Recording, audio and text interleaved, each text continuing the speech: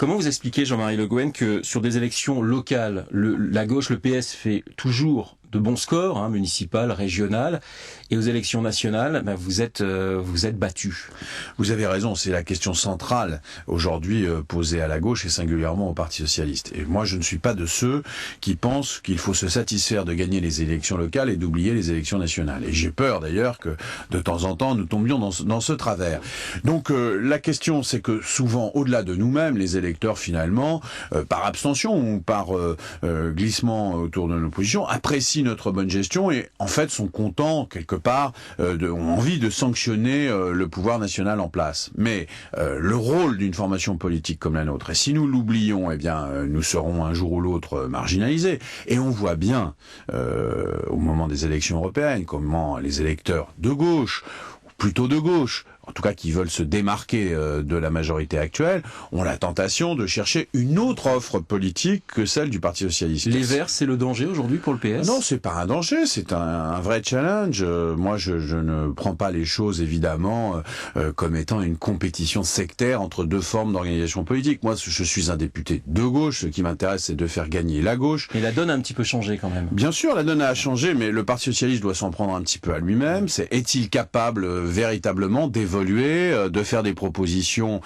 qui aient une véritable ambition pour gouverner ce pays. D'ailleurs, la question est posée aussi à l'Alliance écologique, parce qu'elle pourrait être, d'un certain point de vue, aussi une formation qui se contente de faire des interpellations à la société sans véritablement assumer les responsabilités à la fois d'un projet alternatif, mais aussi d'une gestion alternative. On va revenir un petit peu sur le côté autocritique. Je voudrais, d'abord, est-ce que vous étiez hier à l'Assemblée nationale pour écouter Roselyne Bachelot ? Bien sûr, oui. Vous êtes spécialiste des questions de santé, Jean-Marie Le Guen, au PS. Est-ce que donc elle a essayé de se justifier sur sa gestion de la crise et de la grippe A ? Est-ce qu'elle vous a convaincu ? Écoutez, non, franchement, je m'attendais à cette réponse. Oui, non, mais on est un peu dans l'autosatisfaction permanente. On avait à la fois une ministre et puis quelques représentants de la majorité qui disaient circuler, il n'y a rien à voir. Un peu comme le disait Philippe Séguin dans cette fameuse campagne de 95, dont on a encore en mémoire les paroles et les interpellations.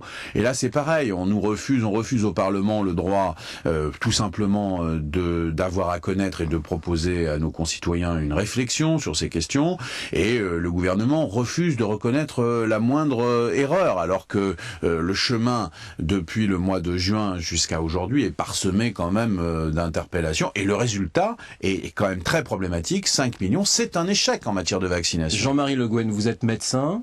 Est-ce que pour vous, l'épidémie peut repartir ? Moi, je ne ferme pas la porte plus exactement, à cette hypothèse. Je pense que le plus vraisemblable est qu'elle s'affaiblisse et qu'elle disparaisse, en tout cas cette année. Mais encore une fois, et de ce point de vue, je n'ai jamais contesté la problématique du principe dit de précaution sur ces questions-là. Personne ne maîtrise la vie et l'avenir des virus. Donc, on peut se retrouver avec un virus. Différents scénarios existent. Je n'ai pas le temps de les mettre ici, mais on ne peut pas dire que la menace virale n'existe plus sur la France, sur la planète.